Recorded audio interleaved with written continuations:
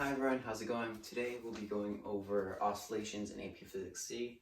So we might go over the oscillations of a pendulum, a weighted pendulum, a spring system, and towards the end we'll go a little bit further and go through a few assumptions and derive a few of those assumptions through a little bit higher level math. So without further ado, let's get started.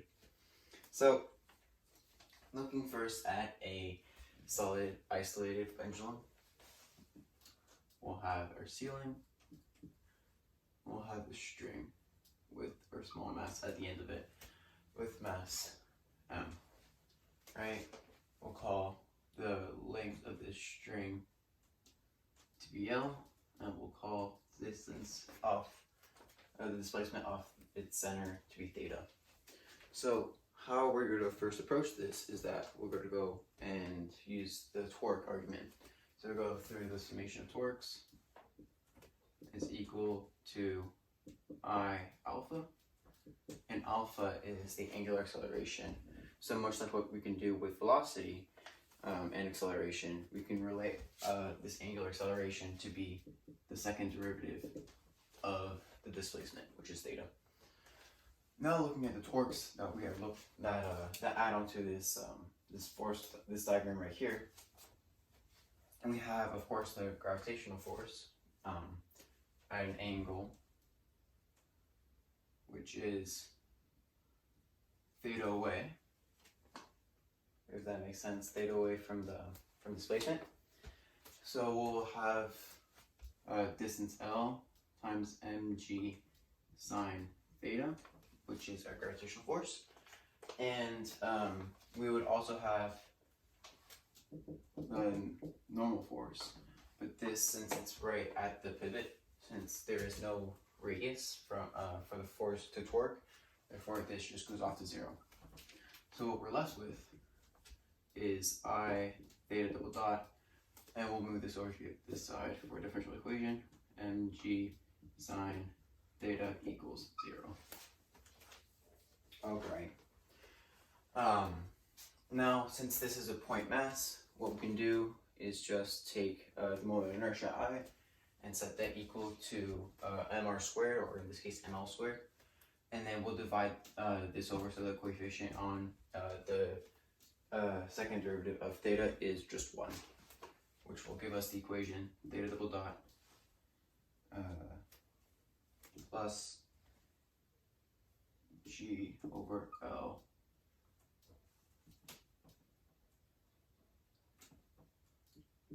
sine theta equals 0. And just in case you're not familiar with dot notation, the dot notation signifies that this is the second time derivative of theta, and that we're looking in terms of time derivatives. Alright, going forward, we could move on. We have to look at sine theta and this part right here, which is, as of right now, inhibiting us. Which we'll just do a real quick assumption, which is that sine theta is approximately equal to theta. And this can be explained for very small angles of theta. And if you guys are familiar with Taylor polynomials, if you approximate to the first term of sine theta, you would end up with a theta, which is basically that for very small angles of theta, it approximately follows our linear function, which is just theta. Therefore, for these very small angles, we could just approximate theta. It's just sine theta to be theta. So with that assumption, so let sine theta approximately equal theta, we would end up with theta double dot plus GL theta equals 0. I'll go into more depth on how we would solve this, etc., for multiple different values, such as the velocity, position, and acceleration, and how we'd get about the assumptions towards the end. But let's just real quick, we'll just have theta equals theta naught cosine of omega t, where omega is the displacement. This is the original amplitude.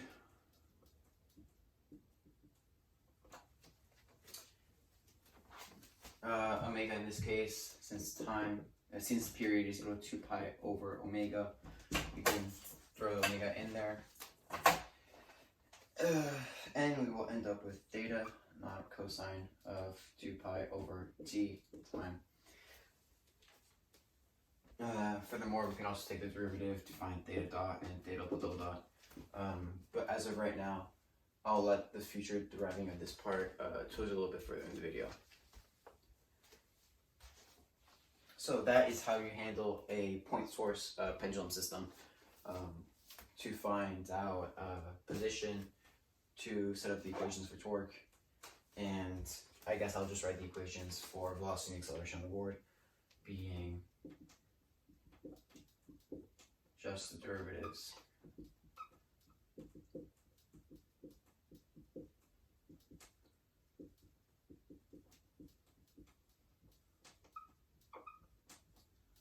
of velocity and displacement for each of them. And the period should come out to be 2 pi square root of L over G. And you get that by taking these two functions and throwing them back into here. We'll go over a little bit more in depth when I go through the spring system. Now, we're going to move on to a weighted pendulum system, which is when instead of having a point mass, we have a rod of uniform mass. So going through this, we'll have one rod with a pivot right there. Right? We'll put the pivot a third of the way in at L over 3, where this is all L. What we want to calculate is the moment of inertia. So let me write the 3 parts of this question down. Moment of inertia.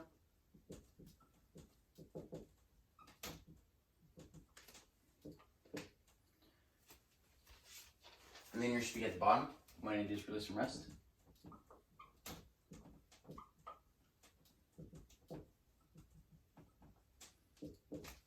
And the period of R when it is placed at equilibrium and displaced by a very small angle. Alright, so for part A, for moment of inertia. This should be relatively straightforward if you have any practice in it, so let's go over it. I is equal to the integral di. Alright, so going through it, we're going to use, we're going to integrate every single point mass from the center. So we're going to have an r squared dm, where we're going from negative L over 3 to 2 L over 3 to cover the whole rod. So that will be our bounds. From here, we're going to use and establish linear density. So we're going to have sigma equal to m over L. And we'll write it dm dr. Going forward, we need to find a replacement for dm in terms of r. So we're going to solve for dm is equal to m over L dr. From there, we'll substitute back in, and we'll end up with m over L being constants, integrate from negative L over 3 to 2 L over 3. We'll have r squared dr. And from here, it should be an integral, so we'll have 1/3 r cubed, and we'll plug it in. I'll save you the trouble, and it comes out to be ml squared over 9. Alright, moving on to the second part, where we'll keep the bar horizontal, and then we'll release it from rest from there.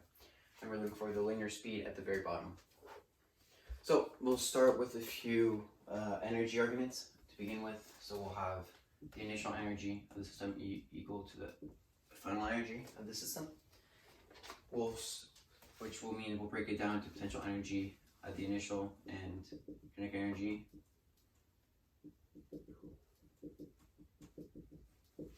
And from here, we can quickly decide that since it's starting from rest horizontally, the initial kinetic energy will be equal to 0, and the final potential energy will be equal to 0 at the very bottom. Which means that our initial energy will be mgh is equal to our final kinetic energy, rotational, which will be 1/2 I omega squared. Now, to find h, we have to locate the center of mass of the system and see how far it is from, well, how far it started up. And to do this, we'll draw another diagram here.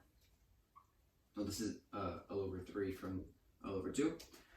And to find out where the center of mass is, which is right here, we'll have to find whatever this is by doing this to L/3, right? And through some mental gymnastics, we should end up with x equals L/6, which will be our center of mass of that system as it rotates downwards. So our final equation right here should come out to be mg/L/3 is equal to 1/2, and then we'll plug in our moment of inertia of the rod, ml squared over omega squared. Now this is where a few things will cancel out, right? We'll have the L's cancel out, we'll have the 1/3 with the 1/9 cancel out, and then we'll end up with the final rotational velocity to be 3g over L square root. We can quickly convert from this ratio for translational velocity, which is what we're looking for at the bottom, to be v equals r omega. If you have any problem with this equation, we can always derive it from the arc length equation. Since this is the arc length in relation to angle theta, we can kind of just derive both sides and we'll end up with velocity r will be the same since it's a constant, and with angular velocity, that's what it's called here. And so now plugging everything back in, r is 2L/3 square root of 3g over L. And that will be our answer for B.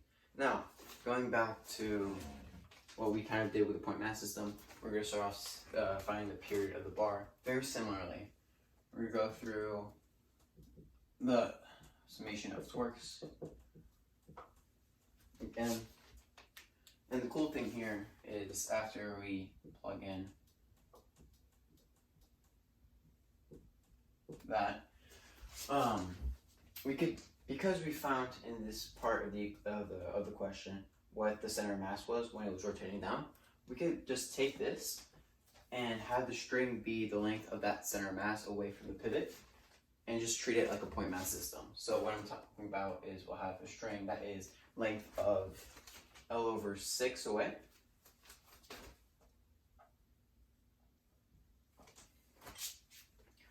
And from there, we'll have a point source system. So from there, we'll have just the gravitational force going downwards and the radius mg sine theta. And once again, the force normal is right at the pivot with no pivot length. Therefore, that should be null. And so we're going to go back to the arguments of theta of t, theta dot t, and theta double dot t. We'll assume a certain angle theta naught cosine of 2 pi over capital TT. Again, I'll go back through this formula and kind of show you how we kind of jump to this conclusion. We'll derive these rest of these through derivatives. We don't really do much with the velocity equation, but it helps us to not make a mistake if we try to jump directly to the acceleration equation, which we find through another derivative.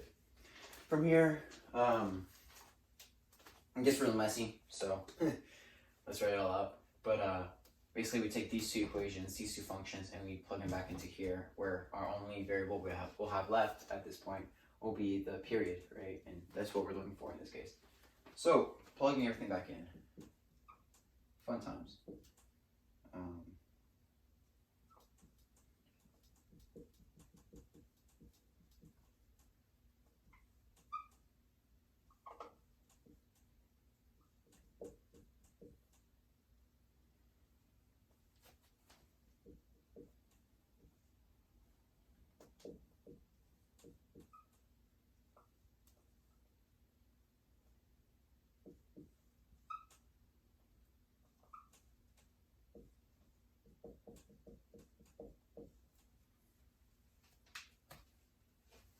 All right.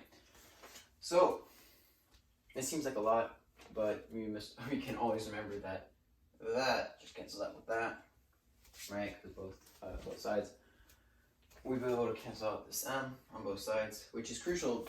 Because unlike a spring system, which we'll find later, you can see in your equation sheet for AP Physics C and AP Physics 1 that the period of a pendulum doesn't matter at all on the mass of that system. Right, it just matters on the gravitational force and the length of that pendulum. And so we will have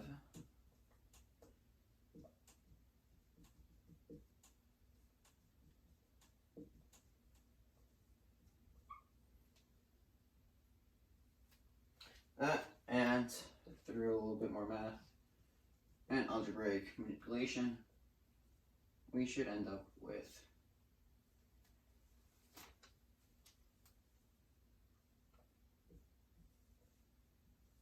period to be 2 pi square root of 2L over 3G.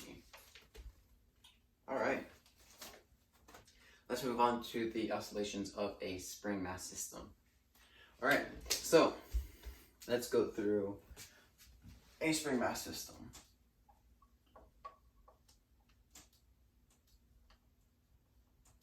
Call this, so we'll have the spring constant to be K. We'll have M be the mass of the box, and we'll have the box oscillating back and forth over a frictionless surface.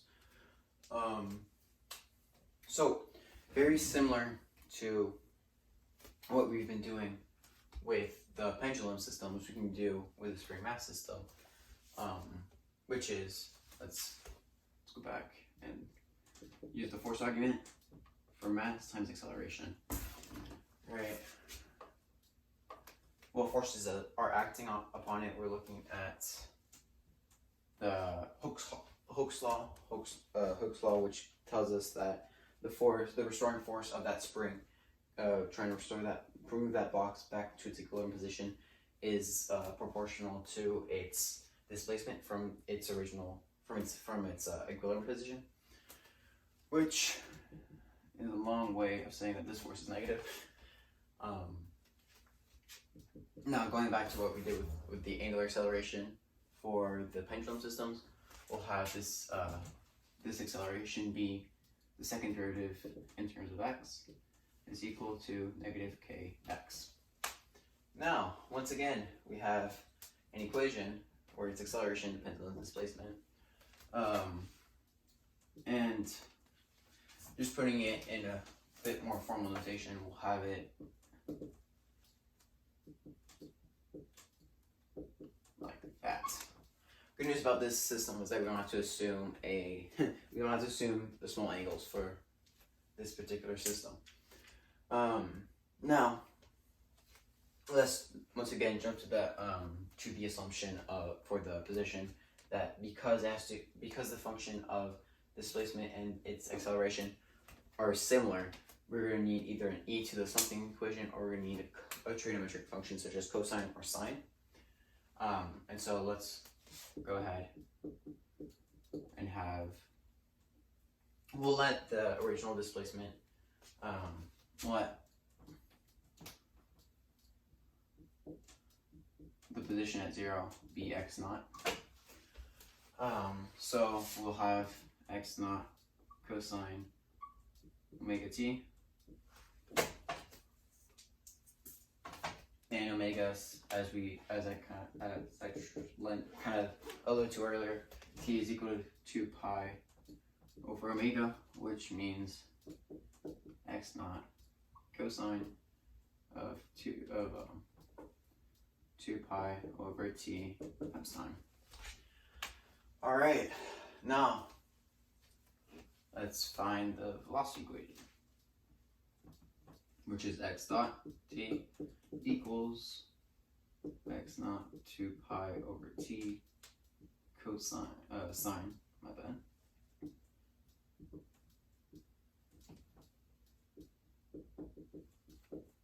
T. And then from there, we'll be able to find what our acceleration is, which will be negative 4 pi squared over t squared times x naught cosine of 2 pi over t. Alright, so from here, we can take these two, the acceleration and displacement functions, and we'll plug them back into the original function. Our original equation right here, which will get us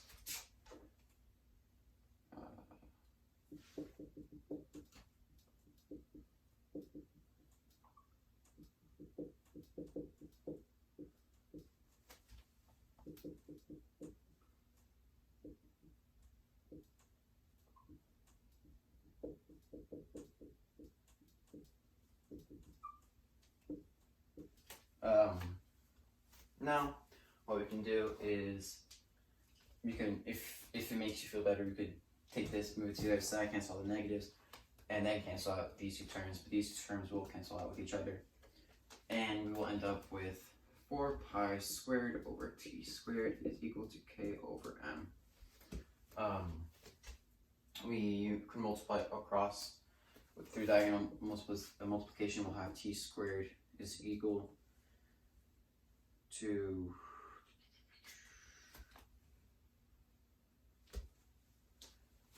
4 pi squared m all over k, which will mean that our period at the end of the day will be square root 2 pi square root of m over k. That's one way, right? And that should be enough for the oscillations of a spring, and this will cover the full scope of what you really need to know for the AP Physics C course. Now, let's have a little bit of fun with these systems, right? Because that's the whole point of physics. Go a little bit further and try to have fun with physical systems. So, once I said that, I was going to explain why we automatically jump to this equation. And this might require a little bit higher level math than some of us are used to, but should be fun nonetheless. So, keep that up. Let's get into it. Alright, so the very first step of going through this, we're going to look at this just as a differential equation. And we're going to start by looking for two solutions to this equation. It seems a little simple, but if you find two independent solutions, any combination of those two solutions will be able to give us a general solution to this differential equation. Independent being that no combination of this one will give us this one, and no combination of this one will give us that one. So going from here, what we're going to be looking for is, as I explained before, the two functions that repeat themselves are the exponential e to the x, or we'll do it in terms of time, so e to the t in this case, or it will be a trigonometric function. So without jumping right into that, let's start.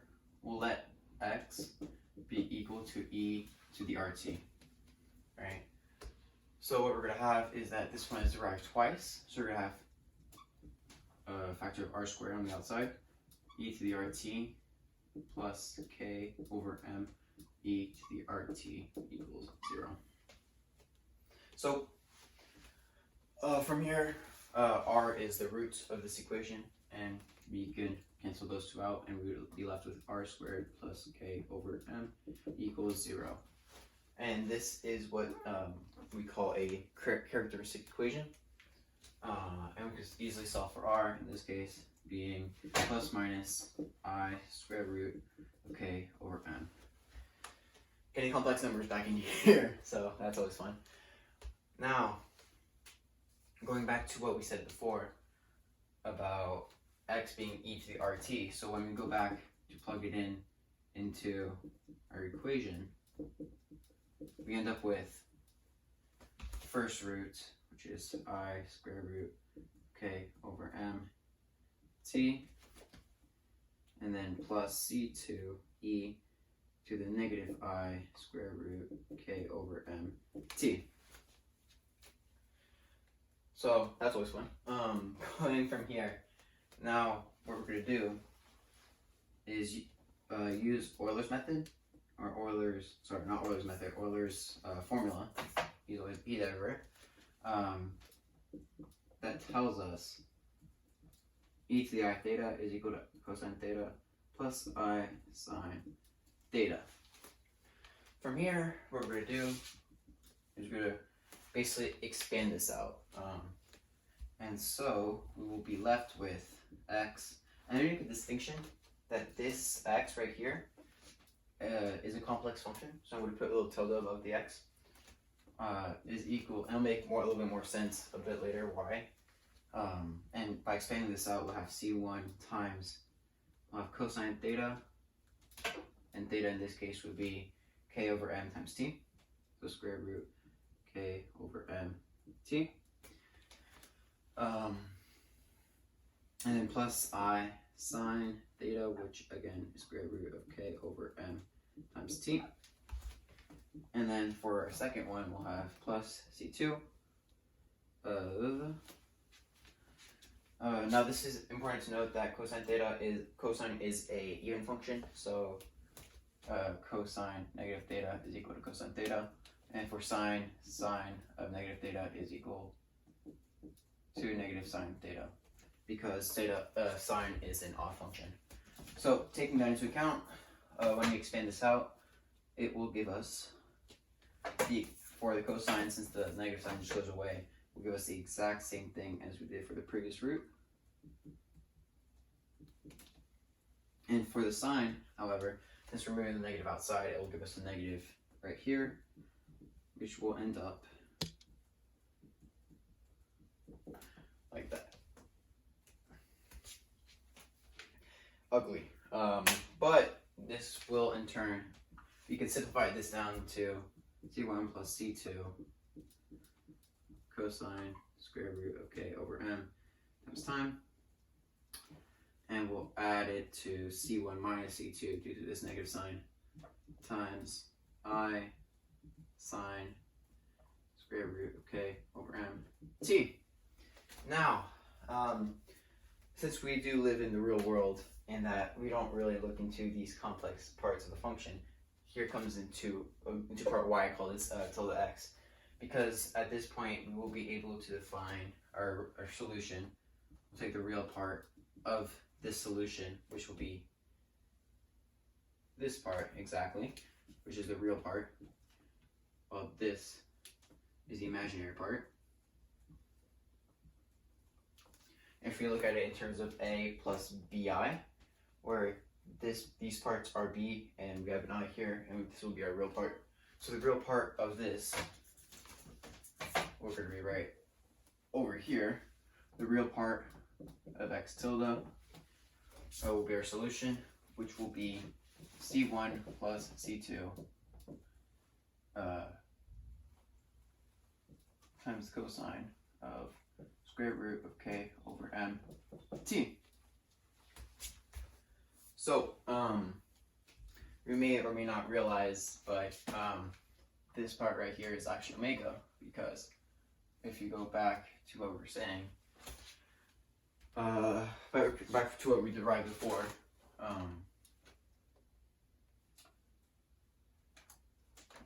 t is equal to 2 pi over omega. T, as we derived previously for this equation, is 2 pi square root of m over k is equal to 2 pi over omega, which means omega equals square root of k over m. And this equation might look familiar as well, as if we assume our initial condition of, if you let x of 0 equal x naught, we will also end up with, well, since this is equal to x naught equals c1 plus c2, which we'll just call this c bar, just another constant. And then cosine of 0 will be 1, which means that c bar equals x naught, which will in turn give us the function that we would assume always in the beginning to be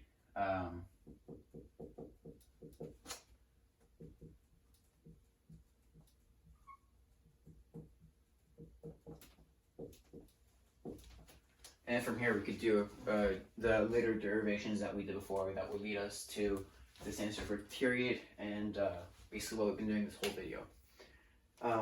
Now this method is not required at all, it's just something fun to do. So let's look at a more complicated function where we do have that resistance force in terms of that dash pot or that resistance, right? So we'll have a mass system and we're going to put a dash pot here, which is basically resistance force, and since it acts as a piston, the faster you swing it, the more it slows it down. Or if you want to look at resistance, the faster it goes, the more particles it interacts with, the more friction slows it down. Regardless, we'll have this force, we'll call it Fp for piston. We'll have it proportional to its velocity, or x dot, so I'm going to write that x dot, which we'll name the constant Fp is equal to, we'll name it c. Alright, so what we're going to do from here is we are going to write out our equation, right? So is equal to Hooke's law, and we have the law of the piston, which will, because they are both restoring forces, they act against the motion, both of them will be negative. So when we do add these two forces to the other side to make it equal to 0 on this side for a homogeneous second order linear equation. That's the whole terminology. We'll have it equal to 0. And what we'll have is mx double dot plus c x dot plus kx. Alright, so we'll have, let's get a equals 1. Which will give us that. And now we can begin to the process to try and solve this equation. Alright, so let's go back through a few things. Let's redefine a few of these constants to make it easier in our derivations. Basically just switching this equation into the same form with coefficients that might be a little bit easier to utilize. So that should be next. You could figure out what each coefficient is. In this case, P would be equal to C over 2m, and omega in this case will be equal to, well, omega is the normal omega that we have, which is omega equals square root of k over m. Okay, moving forward with our characteristic equation, we have r squared plus 2p to pr plus omega squared, omega naught squared, is equal to 0. And from here, what we would have is, well, what would we have? We would have r equals negative b, so negative 2p plus minus square root of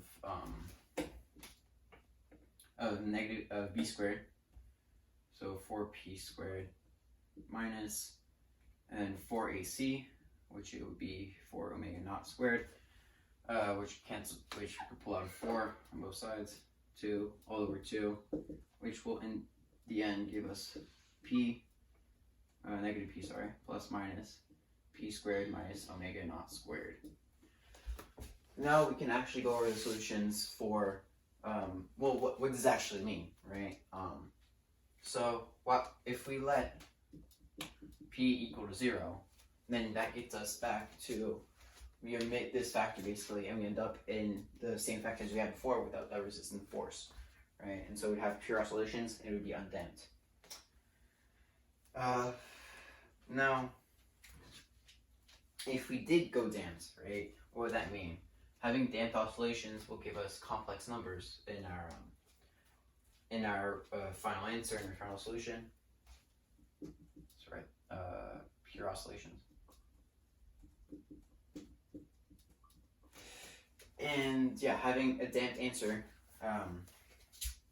will lead to complex roots, and because of those complex roots, we'll have that will be less than 0. We can substitute back in for these original coefficients for what it means. It basically just means c over 2m is less than the square root of k over m. And to draw a graph of what this would look like, these damped oscillations, let's draw a little bit nicer. We'll have two solutions at the end of the day. One coming in from like that, and the other one coming from here. And any solution for this equation would come right here as it dies down over time. And that should work. Now, these damped oscillations aren't necessarily things that we concern ourselves in AP Physics C, but it's always fun to take a look into what's next and just fun, interesting topics that really, this is why I got into physics into the first place. I hope you enjoyed today's video, and have a good day.